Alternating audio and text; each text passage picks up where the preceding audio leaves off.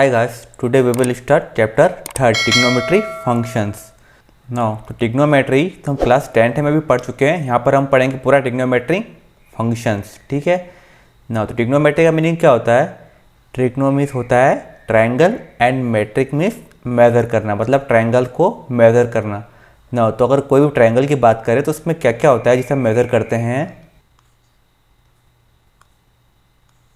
तो यहाँ पर 3 साइड होती है, हाइपोटेनियस, बेस और परपेंडिकुलर, और 3 एंगल्स होते हैं, ठीक है। क्लास 10th में हम इसके बारे में स्टडी कर चुके हैं। क्लास 10th में हमने और क्या क्या देखा था, वहाँ पर ट्रिग्नोमेट्री रेशियोज के बारे में देखा था, उसके रेसिप्रोकल्स के बारे में देखा था, जैसे साइन का कॉस होता है, टेन का कॉट और कोसेक का सेक, इस टाइप से हमने देखा था उसके रेसिप्रोकल के बारे में। और वहाँ पर हमने ट्रिग्नोमेट्री आइडेंटिटीज़ भी देखी थी, साथ ही ट्रिग्नोमेट्री टेबल और कॉम्प्लीमेंट्री एंगल्स के बारे में भी हमने वहाँ पर स्टडी कर चुके हैं, ठीक है। लेकिन क्लास 10th में हमने जो इसके एंगल्स है इनके बारे में ज़्यादा बात नहीं की थी, मतलब ज़्यादा डीप में हमने इसके बारे में नहीं पढ़ा था। वहाँ सिर्फ हम क्या करते थे, थीटा पुट करते थे और उसकी वैल्यूज़ के बारे में देखते थे। लेकिन ट्रिग्नोमेट्री फंक्शंस में सबसे पहले हम इसके एंगल्स के बारे में ही पढ़ेंगे, ठीक है ना। तो एंगल्स की डेफिनेशन क्या होती है, जिसे कहते हैं एंगल। तो यदि आपके पास कोई रे है जो कि एक तरफ से एक्सटेंड होती और दूसरी तरफ से नहीं, और ये जो पॉइंट है जहाँ से रे एक्सटेंड नहीं हो सकती, इस पॉइंट को हम बोलते हैं वर्टेक्स। देन यदि आप इस रे को इस वर्टेक्स के अलोंग रोटेट करोगे इस टाइप से, ठीक है, तो जितना पोर्शन बीच में कवर कर रहा है या फिर जितना रोटेट हो रहा है, तो इस पोर्शन को आप क्या कहेंगे, एंगल, ठीक है। यहाँ पर जो पोर्शन आ रहा है इसे हम बोलते हैं एंगल। दैट मीन्स हम ऐसा लिख सकते हैं कि amount of rotation of a रे, ठीक है, amount of rotation of a रे, ठीक है, इसको हम बोलते हैं एंगल। अब बात करते हैं एंगल की, तो ये इस टाइप से भी हो सकता है, और अगर हम इसको ऐसा बनाएं तो ये भी क्या होगा, ये भी एक एंगल ही होगा, ठीक है। अब इस एंगल और इस एंगल में क्या डिफरेंस है, डिफरेंस तो कोई नहीं। अगर हम इसको 30 डिग्री बोलते हैं तो ये भी क्या हो जाएगा, 30 डिग्री। इन दोनों में कोई डिफरेंस नहीं है, लेकिन इन दोनों में एक डिफरेंस है जो कि डायरेक्शन का डिफरेंस है, ये, ठीक है। ये ऊपर साइड जा रहा है और ये नीचे की साइड में जा रहा है, ठीक है ना। तो इसको हमारे मैथमेटिशियन ने किस टाइप से डिफाइन किया।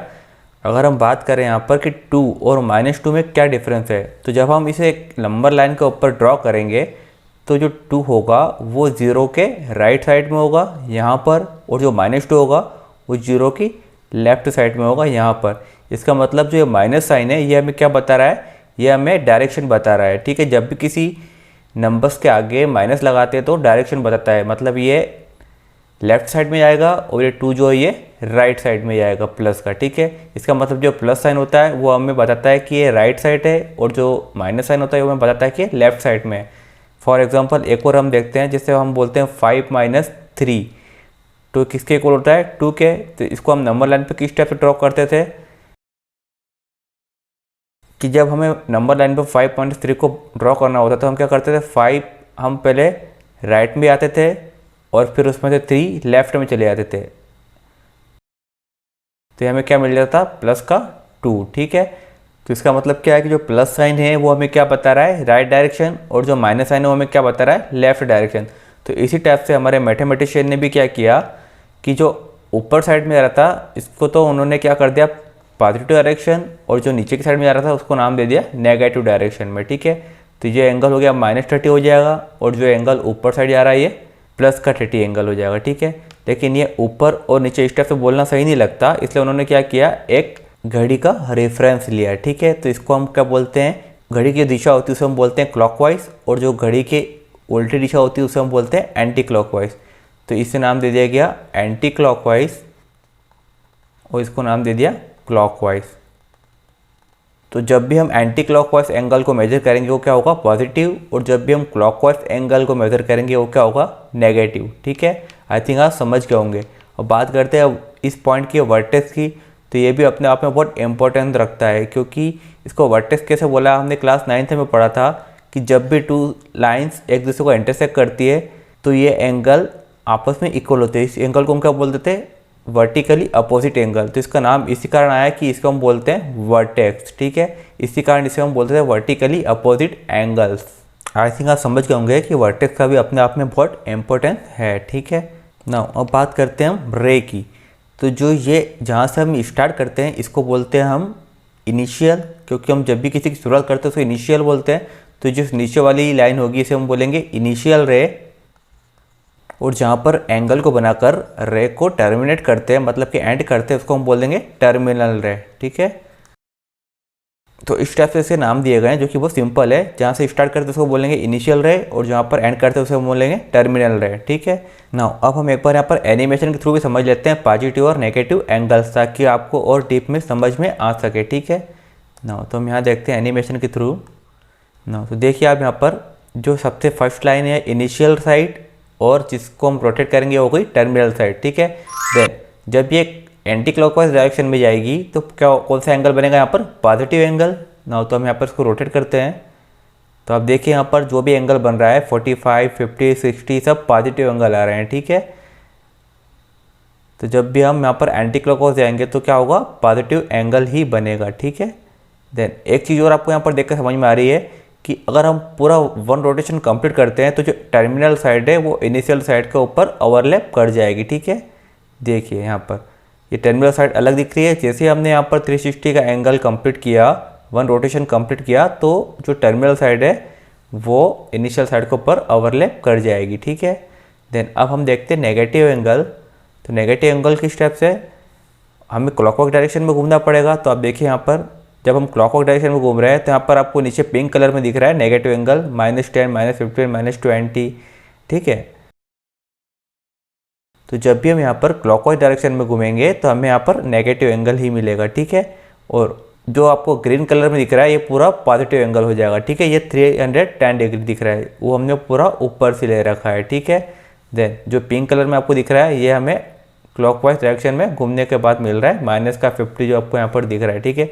तो आई थिंक आप समझ गए होंगे पॉजिटिव और नेगेटिव एंगल। और एक चीज़ और आपको समझाई थी यहाँ पर कि जब वन रोटेशन कंप्लीट होता है तो दोनों साइड्स एक दूसरे को ओवरलैप कर जाती है, ठीक है। देन अब हम यहाँ पर बात करते हैं एंगल्स को मेज़र करने की, ठीक है ना। तो एंगल को मेजर करने की यहाँ पर 3 यूनिट्स होती हैं, ठीक है ना। तो एंगल को मेज़र करने की 3 यूनिट्स होती है। जैसे ही हम किसी भी चीज़ को मेज़र करते हैं तो उसकी यूनिट्स होती है। जैसे हमें कुछ मार्केट सामान लाना है, जैसे हमें आलू लाना है, कुछ लाना है, तो हमसे यूनिट होती है कि हम किलोग्राम में लाएं, ग्राम में लाएं। इस टाइप से एंगल्स को मेज़र करने की भी कुछ यूनिट्स होती है। तो हमें यहाँ पर मेनली 3 यूनिट्स होती है एंगल को मेज़र करने की। फर्स्ट होती है डिग्री, सेकंड होती है रेडियन, और थर्ड होती है ग्रेडियन, ठीक है ना। तो ग्रेडियन तो हम पढ़ेंगे फिजिक्स में पढ़ते हैं, तो यहाँ पर इसका यूज़ अभी नहीं हो रहा है। हम यहाँ पर पढ़ेंगे डिग्री एंड रेडियन, ठीक है। अब बात करते हैं यहाँ पर डिग्री की। तो डिग्री किसे कहते हैं, अभी हमने देखा था एनिमेशन में कि किसी सर्कल का वन कंप्लीट रिवॉल्यूशन हम कंप्लीट करते हैं तो एंगल कितना बन रहा था, यहाँ से लेके यहाँ तक का 360 का एंगल बन रहा था। अभी हमने देखा था यहाँ पर, एक बार फिर से बताता हूँ। देखिए जब टर्मिनल साइड को हम घुमाते हैं इस टाइप से तो बीच में जो एंगल बन रहा है ग्रीन कलर में आपको दिख रहा है, टोटल कितना होता है 360 का बनता है, ठीक है ना। तो यहाँ पर वन रिवॉल्यूशन में कितना एंगल बन रहा है 360 का। अब हम बात करते हैं डिग्री की। तो डिग्री किसे कहते हैं कि अगर वन कंप्लीट रिवॉल्यूशन को 360 पार्ट में डिवाइड कर दिया जाए तो जो वन पार्ट होगा, फॉर एग्जांपल अगर ये 360 डिग्री एंगल है तो अगर मैं 360 लाइन खींच दूँ इस टाइप से, इसको 360 पार्ट में डिवाइड कर दूँ तो जो वन पार्ट होगा ये होगा 1 डिग्री, ठीक है ना। तो इसको अगर हम लिखना चाहें तो इस टाइप से लिख सकते हैं कि वन कंप्लीट रिवॉल्यूशन, इसको अगर हम 360 पार्ट में डिवाइड कर दें, ठीक है, तो जो वन पार्ट होगा उसे हम बोलेंगे 1 डिग्री, ठीक है। एक कंप्लीट रिवॉल्यूशन को 360 भाग में डिवाइड करेंगे तो जो वन पार्ट होगा उसे हम बोलेंगे 1 डिग्री। उसको इस टाइप से रिप्रेजेंट करते हैं, वन के ऊपर एक जरा सा बिंदु लगाकर, ठीक है ना। तो अगर 360 को हम इस साइड मल्टीप्लाई कर दे तो क्या हो जाएगा, ये one complete revolution equal to क्या हो जाएगा 360 डिग्री। और हम जानते हैं भी कि एक कंप्लीट रिवॉल्यूशन में 360 डिग्री होता है, ठीक है देन अब बात करते हैं इसकी सब यूनिट्स के बारे में, ठीक है। जिस टाइप से हमने देखा है कि मीटर की सब यूनिट होती है सेंटीमीटर और सेंटीमीटर की होती है मिलीमीटर, इस टाइप से यहाँ पर एंगल की जो यूनिट्स होती है डिग्री, इसकी भी सब यूनिट्स होती है, ठीक है ना। तो डिग्री की सब यूनिट्स क्या क्या होती है, इसको भी हमने दो कैटेगरी में डिवाइड कर रखा है। एक तो होती है यहाँ पर मिनट और एक होती है सेकेंड, ठीक है ना। तो अगर मिनट्स की बात करें तो क्या होता है 1 डिग्री इक्वल टू 60 मिनट, ये हमारे मैथमेटिशियन ने यहाँ पर डिफाइन कर रखा है, ठीक है। देन अगर 1 मिनट की बात करें तो होता है 60 सेकेंड के इक्वल ना। अब बात करते हैं यहाँ पर रेडियन की, ठीक है ना। तो जब हमारे पास एक यूनिट डिग्री थी तो फिर हमें रेडियन की ज़रूरत क्यों पड़ी, सबसे पहले तो हम ये देखते हैं ना। तो डिग्री में एक ड्रॉबैक था कि इसे हम ग्राफ पर ड्रॉ नहीं कर सकते थे, इसलिए हमें यहाँ पर रेडियन की ज़रूरत पड़ी। फॉर एग्जांपल हम देखते हैं कि जब हम ग्राफ पे कुछ ड्रॉ करते हैं 1 2 3 4 इस टाइप से, देन अगर हम बात करें डिग्री की, तो अगर हमें यहाँ पर 30 डिग्री ड्रॉ करना हो तो डिग्री किस टाइप से होती थी, इस टाइप से। अब इसको तो हम इस ग्राफ पे यहाँ पर अगर 30 पे ड्रा करेंगे, ग्राफ को आगे बढ़ा के हमने यहाँ पर 30 किया तो ये तो कुछ और ही हो जाएगा, ठीक है नंबर लाल, क्योंकि यहाँ पर जो रिप्रेजेंट होता है ये होता है रियल नंबर्स, ठीक है। और यहाँ पर ये रियल नंबर्स नहीं है, यहाँ पर ये क्या है एंगल्स है, तो इसको हम ग्राफ पर ड्रॉ नहीं कर सकते थे। तो इसलिए हमें किस चीज़ की ज़रूरत पड़ी, रेडियन की, ताकि हम इसे ग्राफ पर ड्रॉ कर पाए। इसलिए कैलकुलस में डिग्री का यूज़ बहुत कम होता है, रेडियन का यूज़ ही होता है, ठीक है ना।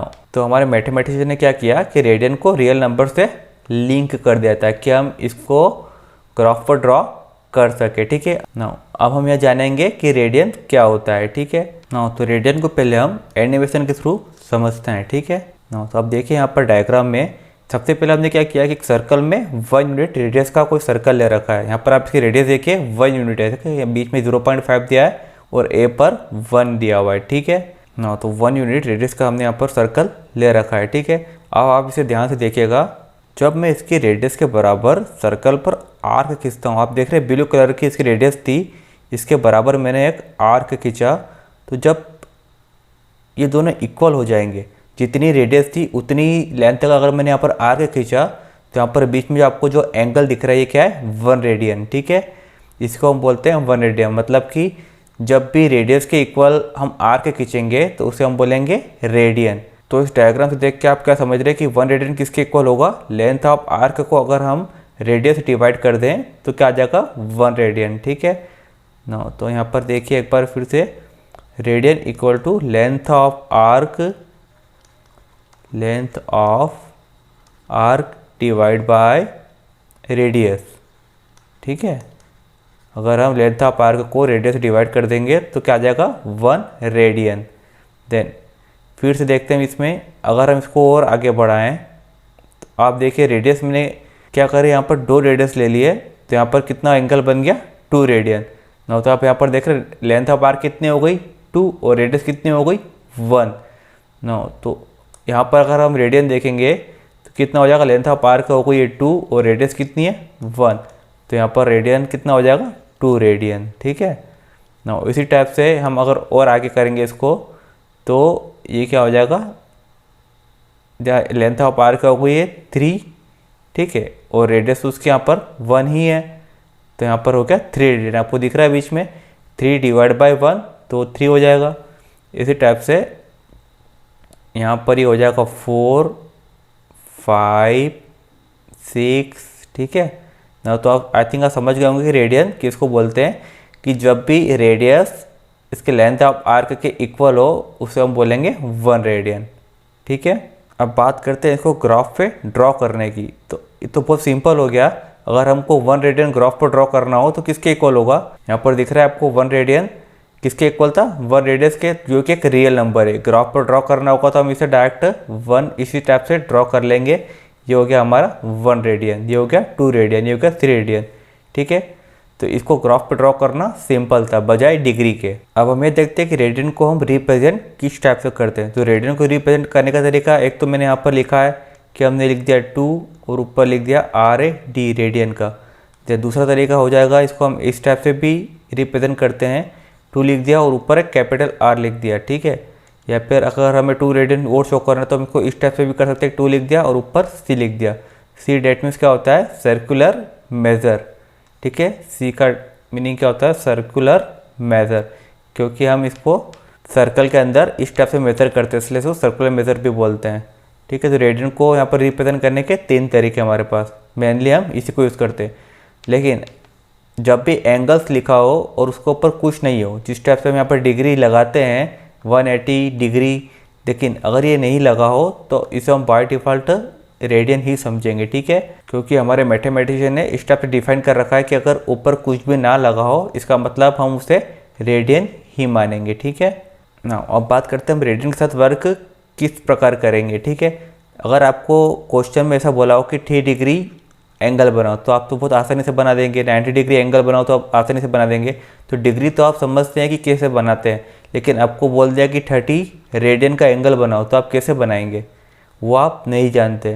तो उसके लिए हमें क्या करना पड़ेगा कि इन दोनों के बीच में कोई रिलेशन बनाना पड़ेगा, कि डिग्री और रेडियन के बीच में रिलेशन बनाएं, ताकि जब भी हमें कुछ ड्रॉ करना हो तो हम क्या करेंगे कि रेडियन को डिग्री में कन्वर्ट कर लेंगे और उसको आसानी से ड्रॉ कर देंगे। तो इसके लिए हमें इसके रिलेशन की ज़रूरत भी पड़ी।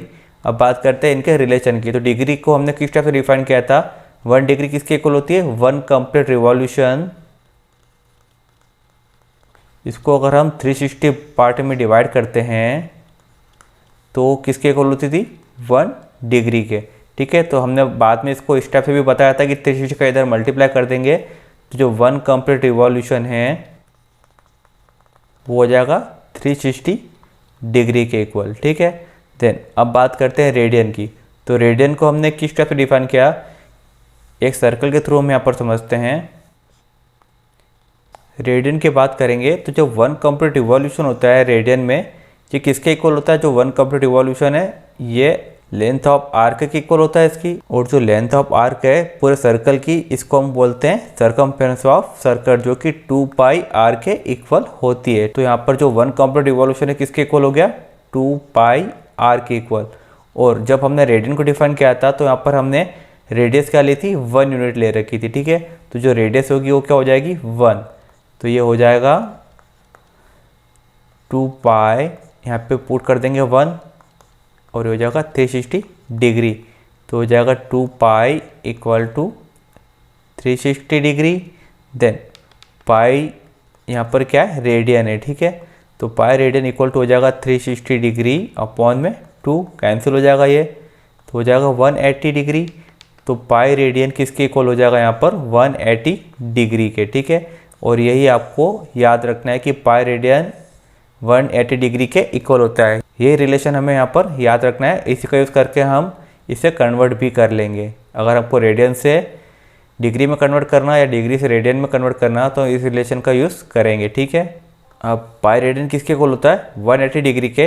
अगर हमें यहाँ पर 1 रेडियन की वैल्यू फाइंड करना हो तो हम क्या करेंगे, 180 डिग्री और इस पाई को अपॉन में ले आएंगे, ठीक है। और पाई की वैल्यू तो हम जानते हैं क्या होती है, 3.14। ये एक इरेशनल नंबर है, इसकी वैल्यू तो बहुत बड़ी होती है, लेकिन हम अप्रोक्सीमेट वैल्यू लेकर चलते हैं 22/7 या 3.14 ना। तो इसे हम अगर डिवाइड कर दें तो हमें 1 रेडियन की वैल्यू यहाँ पर मिल जाएगी। वैसे तो उसे याद नहीं करना है, लेकिन फिर भी हमें पता होना चाहिए कि 1 रेडियन की वैल्यू क्या होती है।